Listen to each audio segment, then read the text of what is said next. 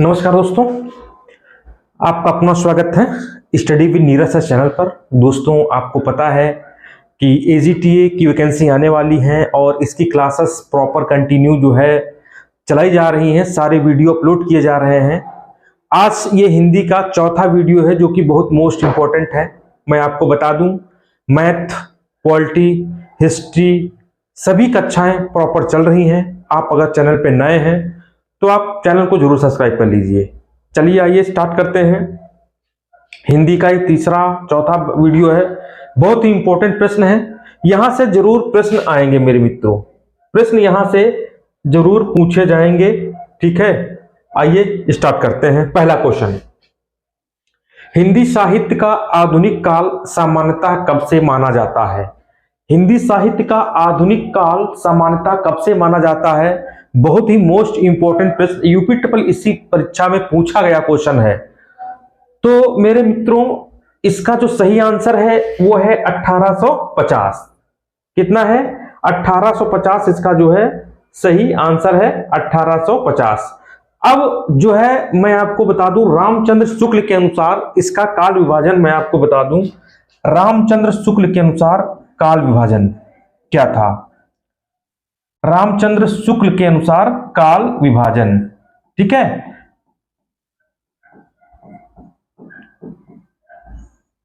काल विभाजन। इसका कैसे काल विभाजन था मेरे मित्रों? देखिए, जो इसका काल विभाजन था आचार्य रामचंद्र शुक्ल के अनुसार, ठीक है, वो मैं आपको बता रहा हूं। देखिए, इसमें जो है वीर गाथा काल पहला था, वीर गाथा काल,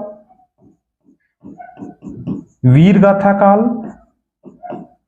दूसरा था, इंपॉर्टेंट है, सारा आप जो है लिखते चलना, ठीक है, भक्ति काल, रीति काल,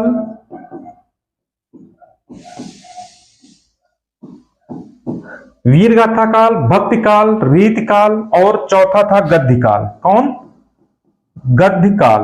अब देखिए, इनका टाइम पीरियड भी है, इनको जो है सन के हिसाब से जो है इसको जो है बांटा गया है। संवत 1050 से 1375 ये था, संवत 1050 से 1375 विक्रमी, ठीक है। ये जो है वीर गाथा काल का टाइम पीरियड था। फिर 1375 से 1700, फिर 1375 से 1700, फिर मेरे मित्रों जो है 1700 से 1900, 1700 से 1900 और फिर था 1900 से 1984। ये आचार्य रामचंद्र शुक्ल के अनुसार था। इसका संशोधित रूप भी आया है, ठीक है, मतलब ये रामचंद्र शुक्ल के अनुसार था। दूसरा जो है संशोधित काल विभाजन भी आया है। क्या आया है? संशोधित काल विभाजन, काल विभाजन, ये इंपॉर्टेंट है। इसके अनुसार भी क्वेश्चन जो है बराबर मेरे मित्रों पूछा जाता है। आदिकाल, आदिकाल, भक्तिकाल, रीतिकाल और जो चौथा है, 1 2 3 चौथा है वो है आधुनिक काल। आधुनिक काल, इसका भी अलग अलग टाइम पीरियड जो है मेरे मित्रों बताया गया है। आप स्क्रीनशॉट इसका खींच सकते हैं। 1000 से 1350, 1000 से 1350, ठीक है। फिर 1350 से इसका है 1650, 1650, फिर 1650 से 1850, फिर 1850 से जो है ये अब तक जो है जो चल रहा है अब तक, ठीक है, अब तक। तो ये मित्रों इसका जो राइट आंसर होगा आधुनिक काल। ये आधुनिक काल पूछा गया है तो आधुनिक काल होगा आपका 1850। ये संशोधित काल विभाजन है, ये रामचंद्र शुक्ल के अनुसार जो है काल विभाजन है। इसको मित्रों जरूर स्क्रीनशॉट खींच लेना, बहुत ही इंपॉर्टेंट प्रश्न है। आइए आगे बढ़ते हैं। नेक्स्ट, हिंदी का पहला समाचार पत्र कब और कहां से प्रकाशित हुआ? Very most important. 1826 में कलकत्ता से जो है इसका प्रकाशन किया गया। बहुत इंपॉर्टेंट प्रश्न है। ठीक, आगे बढ़ते हैं। देवनागरी लिपि का सर्वप्रथम प्रयोग कहां हुआ था? देवनागरी लिपि का सर्वप्रथम प्रयोग कहां हुआ था? पाणिनिकृत अष्टाध्यायी में, अपभ्रंश साहित्य में, अमीर खुसरो की पुस्तकों में, जय भट्ट के शिलालेख में जो है इसका प्रयोग सर्वप्रथम किया गया था। नेक्स्ट, पूर्वी हिंदी क्षेत्र में कौन सी बोली नहीं बोली जाती है? मतलब पूर्वी हिंदी क्षेत्र, देखिए 5 तरह की जो है बोलियां होती हैं। मैं आपको बता दूं, उप जो भाषाएं होती हैं, ध्यान रखना, उपभाषाएं, ठीक है, उपभाषाएं होती हैं कितनी? 5 उपभाषाएं होती हैं 5। कौन कौन सी होती हैं? ठीक है, एक होती है राजस्थानी हिंदी। कौन सी? राजस्थानी हिंदी होती है, ठीक है। दूसरी होती है पश्चिमी हिंदी, पश्चिमी हिंदी। और जो तीसरी होती है वो होती है पूर्वी हिंदी। कौन सी? पूर्वी हिंदी। और जो चौथी होती है वो होती है बिहारी हिंदी। कौन सी? बिहारी हिंदी। और जो 5वीं होती है वो होती है पहाड़ी हिंदी। पहाड़ी हिंदी। ये जो है 5 उपभाषाएं हिंदी की हैं।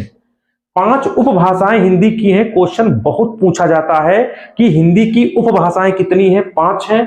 और इन्हीं 5 में एक जो है वो है पूर्वी हिंदी। पूर्वी हिंदी। पूर्वी हिंदी में कहा गया है कौन सी बोली नहीं बोली जाती है? तो पूर्वी हिंदी में अवधी बोली जाती है, छत्तीसगढ़ी बोली जाती है, बघेली बोली जाती है, जयपुरी नहीं बोली जाती है। ये नहीं बोली जाती है, ठीक है, इसके अंदर जयपुरी नहीं आती है। अब मैं आपको बता दूं, जो राजस्थानी हिंदी है, राजस्थानी हिंदी के अंतर्गत कौन कौन सी बोलियां आती हैं ये भी आप देख लो। राजस्थानी मारवाड़ी सिंधी, इसके अंतर्गत आती है राजस्थानी,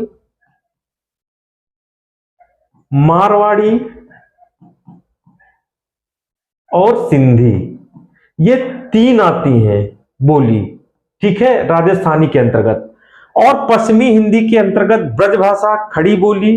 ये पश्चिमी हिंदी को मैं इधर दिखा रहा हूं, ये ब्रजभाषा आती है, ब्रजभाषा, ठीक है। एक ब्रजभाषा है, फिर खड़ी बोली है, खड़ी बोली है, ठीक है, फिर बुंदेली है, क्या है? बुंदेली, ठीक है, फिर है कन्नौजी। कौन सी?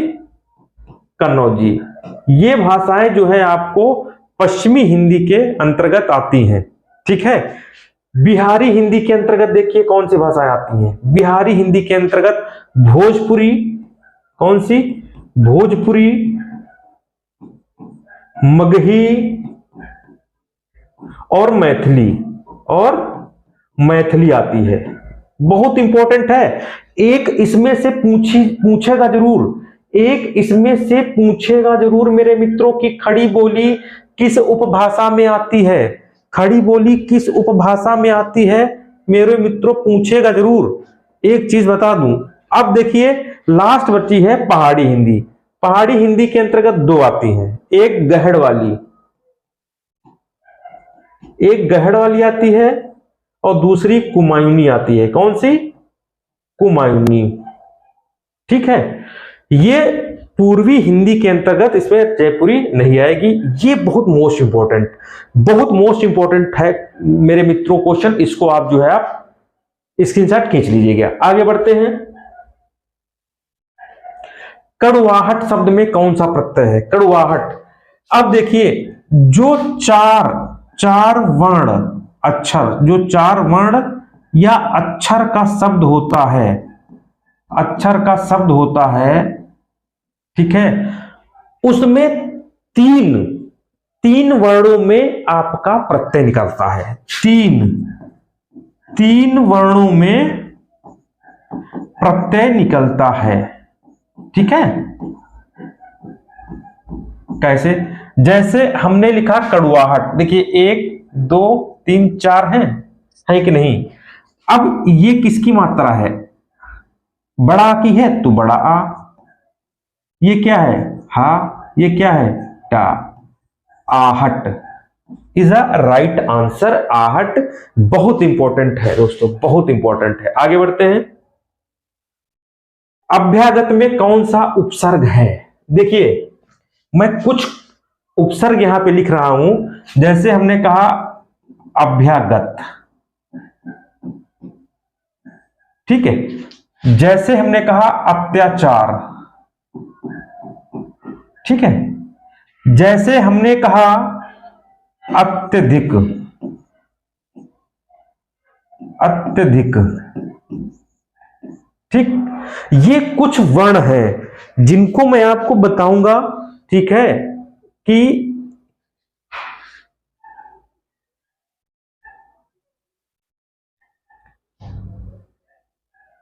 एक सेकंड मेरे मित्रों, थोड़ा एक सेकंड, ठीक।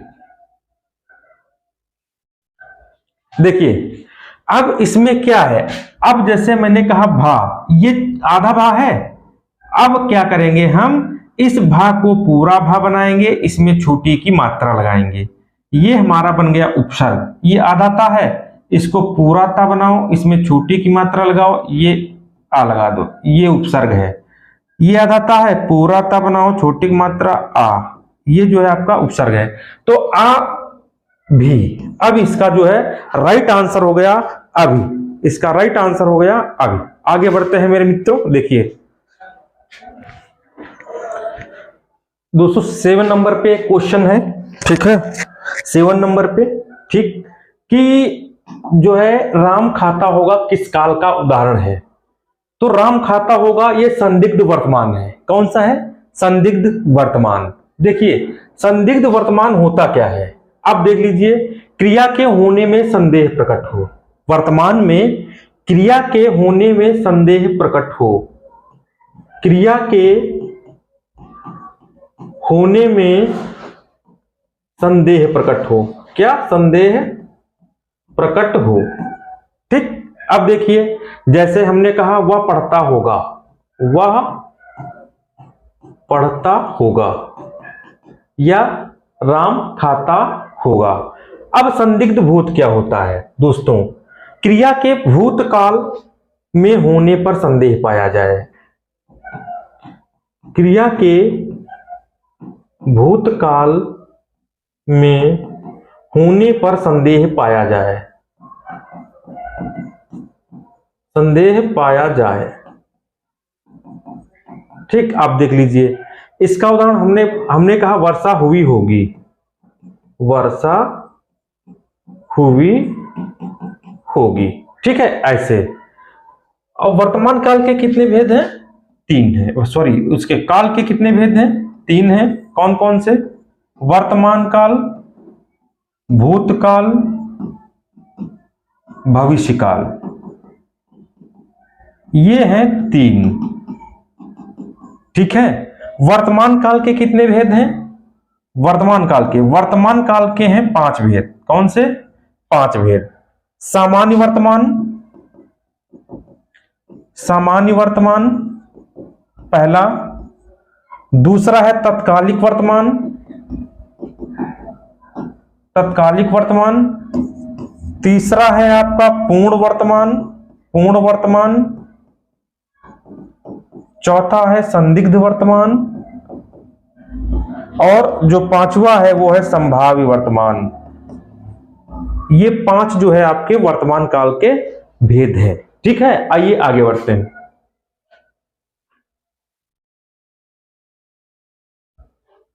भले और महान लोग उचित और संयमित व्यवहार करते हैं, कितने विशेषण कितने विशेष हैं? बहुत इंपॉर्टेंट प्रश्न है मेरे मित्रों, बहुत इंपॉर्टेंट प्रश्न है। भले और महान लोग उचित और संयमित भोजन करते हैं। देखिए एक चीज और हम बता दें, विशेषण क्या? विशेषण का प्रयोग विशेष से पहले आता है और विशेष से बात आता है। देखिए 99% जो विशेषण है, बहुत पते की बात बता रहा हूं, बहुत पते की बात, 99% जो विशेषण है वो विशेष के पहले आएगा, विशेष के पहले। मतलब जिसके विषय में कुछ कहा जाए वह विशेष है, और विशेष की जो विशेषता बताए वह विशेषण है। देखिए, हमने कहा सुंदर लड़का, सुंदर लड़का, ये विशेष है और ये विशेषण है, तो विशेष के पहले आया, जितने विशेष के पहले आएंगे वो सब विशेषण होंगे। डन। अब इसमें देखो क्या कहा गया है कि भले और महान लोग उचित और संयमित व्यवहार करते हैं, कितने विशेषण कितने विशेष हैं। अब देखिए, अच्छा व्यवहार देखिए, भले और महान लोग, ये महान क्या है, ये लोग क्या है, विशेष है, क्योंकि लोग को क्या कहा गया है, लोग को क्या कहा गया, महान और भले कहा गया है। ये इनकी क्वालिटी है, ये इनके गुण हैं, तो ये गुण वो विशेषण कहलाते हैं। 1 2 ये विशेषण हो गए, ये विशेषी हो गया, एक विशेषी हो गया, ठीक है। अब देखिए, उचित और संयमित व्यवहार, व्यवहार क्या हो गया, ये विशेषण हो गया, मतलब ये विशेषी हो गया, व्यवहार विशेषी हो गया, और संयमित विशेषण हो गया, ये क्वालिटी है। उचित क्वालिटी है, गुण है, ये विशेषण हो गया, ठीक है। अब देखो कितने विशेषण हैं, 1 विशेषण, 2 विशेषण, 3 विशेषण, 4 विशेषण, 4 विशेषण हो गए। अब विशेष कितने हैं, 1 विशेष और 2 विशेष, मतलब 4 विशेषण 2 विशेष, 4 विशेषण और 2 विशेष। देखिए 3 विशेषण 2 विशेष, 2 विशेषण 2 विशेष, 4 विशेषण 4 विशेषण 2 विशेष होगा यहाँ पे, ठीक है। ये ऑप्शन गलत आ गया, ठीक, ये इज अ राइट आंसर, 4 विशेषण और 2 विशेष, ठीक है। आगे बढ़ते हैं। मैं तुमसे टेलीफोन पर बात करूंगा, इस वाक्य में टेलीफोन पर किस कारक में प्रयुक्त हुआ है। टेलीफोन ये किस कारक, कौन सा कारक है। देखिए एक चीज मैं बता दूं, देखो करण कारक, करण कारक की पहचान क्या हमने बताई थी, साधन, साधन का जब कहीं प्रयोग हो तो वो हो जाता है करण कारक, ठीक। करण कारक, हमने कहा मैं तुमसे टेलीफोन पर बात करूंगा, किस साधन पर बात करूंगा, टेलीफोन पर।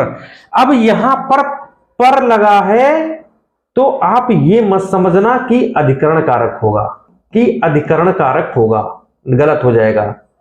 अधिकरण कारक की पहचान होती है में, पर, के ऊपर, के बीच, के मध्य, के अंदर, मतलब ये सब अधिकरण कारक की पहचान होती है। तो पर आ गया तो इसका मतलब ये अधिकरण कारक नहीं है भाई, ये साधन है। तो हम साधन आ जाए तो वो हो जाता है आपका कर्ण कारक, इज अ राइट आंसर। संबंध का की के होता है, का की के, रारी रे और नानी ने, ये इसकी पहचान होती है। कर्ता ने कर्म को होता है, ठीक है, करण से होता है, अपादान से अलग होता है, ठीक। ऐसे करके आगे बढ़ते हैं। उसके प्राण सूख गए, इस वाक्य में प्राण कौन सा वचन है, इंपॉर्टेंट, प्राण कौन सा वचन है।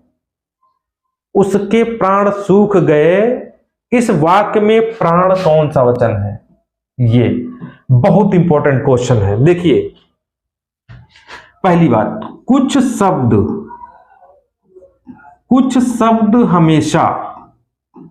हमेशा बहुवचन में लिखे जाते हैं, बहुवचन में लिखे जाते हैं, ठीक है, याद कर लेना, बहुत इंपॉर्टेंट है। वो कौन कौन से शब्द हैं, ठीक है, आंसू,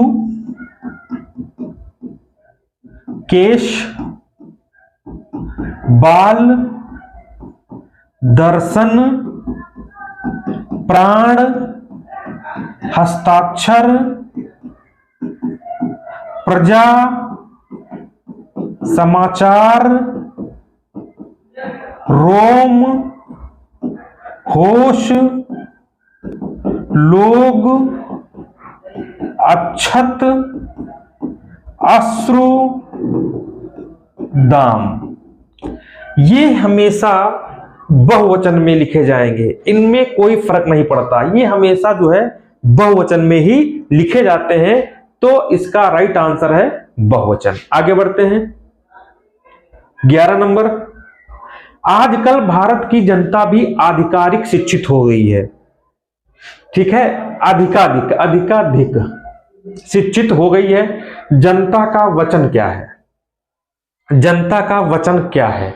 बहुत इंपॉर्टेंट प्रश्न। देखिए अब मैं आपको बता दूं, ठीक है, भाववाचक संज्ञाएं, भाववाचक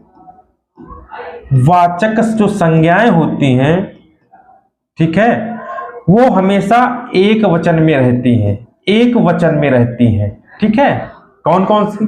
जैसे हमने कहा प्रेम, क्षमा, जनता, क्रोध, सहायता,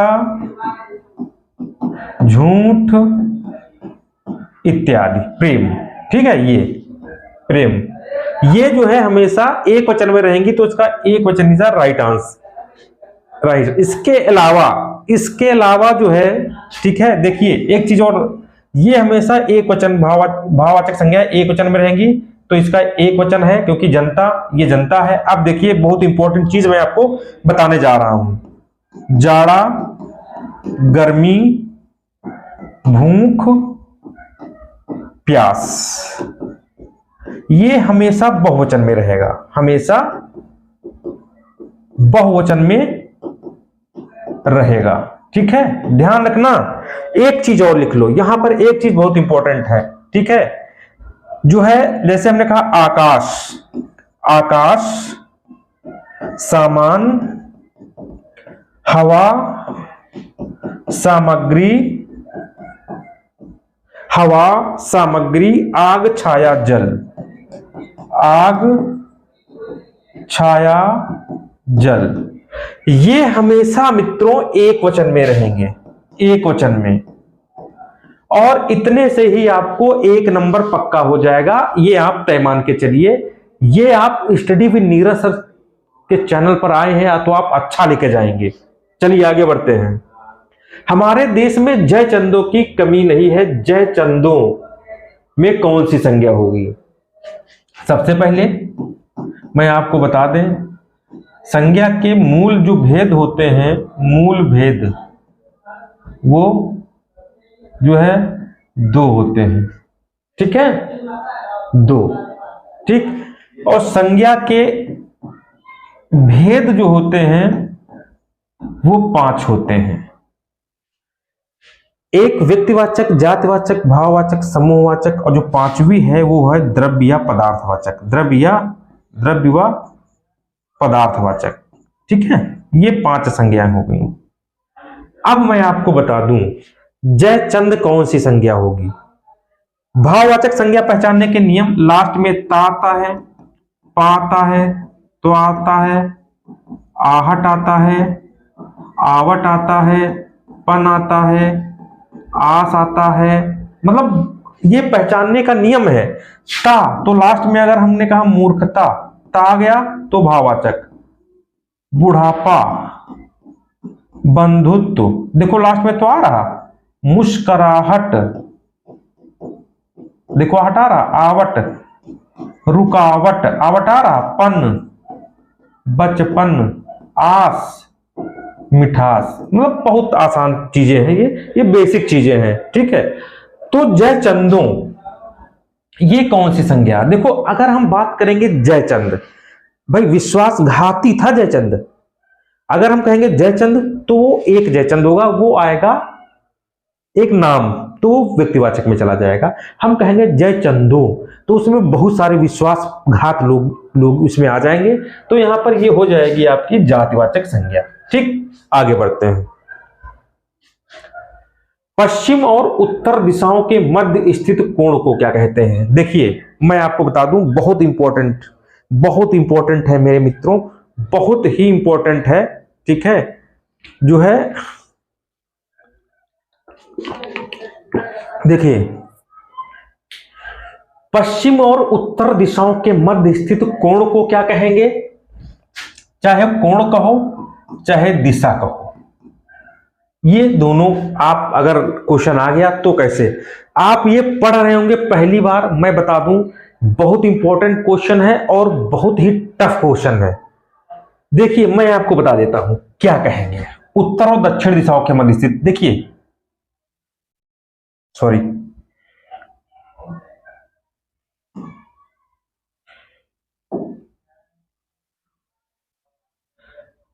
एक सेकेंड,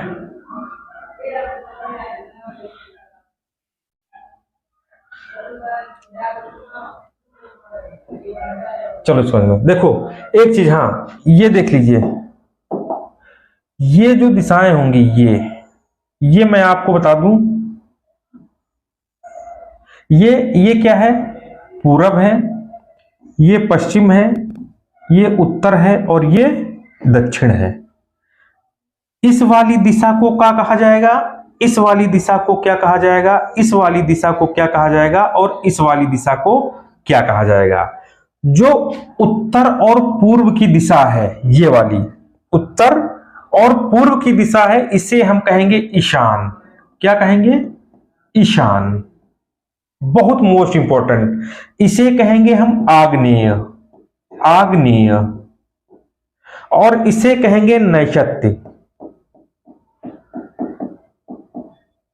और जो ये वाली दिशा है इसे कहेंगे वायव्य, वायव्य। ये चार दिशाएं हो गई। तो पश्चिम और उत्तर दिशा को क्या कहेंगे? पश्चिम और उत्तर दिशा को क्या कहेंगे? ये कहेंगे वायव्य, वायव्य दिशा। बहुत मोस्ट इंपॉर्टेंट क्वेश्चन है मेरे मित्रों। ये ऐसे क्वेश्चन आपको study with Neeraj sir channel के द्वारा आपको दिए जा रहे हैं। मैं वादा करता हूं अगर 50 क्वेश्चन आए तो 50 में 50 आपको दिखाऊंगा, 50 में 50 आपके सही करवाऊंगा। आगे बढ़ते हैं। निम्नलिखित में कौन सा विलोम युग्म त्रुटिपूर्ण है? इसमें से कौन सा विलोम सही है? अपेक्षा, उपेक्षा सही है, अग्रज अनुज सही है, आदान प्रदान सही है, उन्नत का अवनत होता है। क्या होता है? अवनत, अवगत लिखा है। नेक्स्ट आगे बढ़ते हैं। आलपिन गमला किस विदेशी भाषा के शब्द हैं? देखिए एक टॉपिक है शब्द, कौन सा शब्द? ठीक है, शब्द। ठीक, इस शब्द टॉपिक का जो है ये सवाल है। ठीक है, शब्दों को चार भागों में हम बांटते हैं। ठीक है, रचना के आधार पर शब्द, अर्थ के आधार पर शब्द, ठीक है, रूपांतरण के आधार पर शब्द। ठीक, एक जो है आपका हो जाएगा, देखिए एक है अर्थ के आधार पर शब्द, अर्थ के आधार पर शब्द। एक है रचना के आधार पर शब्द। ठीक है, अर्थ के आधार पर, रचना के आधार पर और रूपांतरण के आधार पर, रूपांतरण के आधार पर।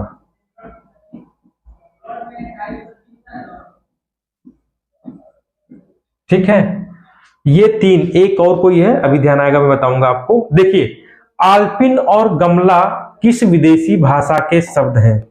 एक सेकंड चला गया।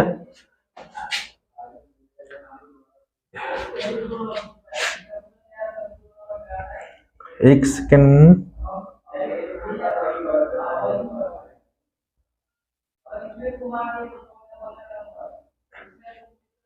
उपेक्षा, अपेक्षा।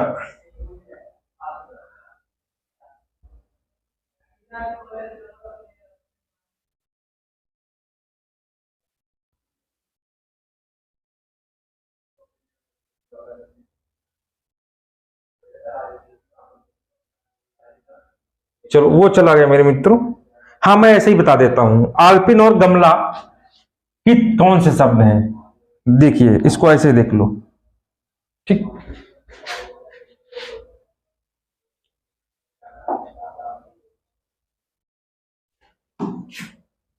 क्या था? आल्पिन और गमला किस भाषा के शब्द है? ये इसमें ऑप्शन था आपका पुर्तगाली। ये पुर्तगाली भाषा के शब्द हैं। कौन से? पुर्तगाली भाषा के शब्द हैं। इसका ये आपका राइट आंसर जो है लिखा था। ठीक है, अब देखिए पुर्तगाली भाषा में क्या क्या आएगा। ठीक, पुर्तगाली भाषा में तमाकू भी आएगा। क्या? तमाकू, दरोगा, बाल्टी, आल्पिन आएगा, गमला आएगा, पादरी आएगा। क्या आएगा? पादरी आएगा, तिजोरी, अलमारी, कमरा, तिजोरी, अलमारी, कमरा। ये जो है शब्द जो है आपके पुर्तगाली में भाषा में आएंगे। फीता, अनानास, अनानास। ठीक, ये जो है आपके उसमें आएंगे, क्या कहते हैं, पुर्तगाली में आएंगे। बहुत इंपॉर्टेंट है मेरे मित्रों। ठीक है, अभी मैं बात कर रहा था शब्द। शब्दों को कितने भागों में बांटा गया था? 4 भागों में। रूपांतरण के आधार पर शब्द, अर्थ के आधार पर शब्द, उत्पत्ति के आधार पर शब्द और रचना के आधार पर शब्द। ठीक है, ये 4 शब्द प्रकार के होते हैं। ये दोस्तों आज का वीडियो रहा। दोस्तों ऐसे ही आपको डेली एक से बढ़कर एक वीडियो मिलेंगे। आप study with sir Neeraj sir की तरफ से जो है डेली आपको वीडियो मिलेंगे। चैनल को जरूर सब्सक्राइब करिए जिससे आप तक आने वाले सारे वीडियो पहुंचे। तब तक के लिए नमस्कार।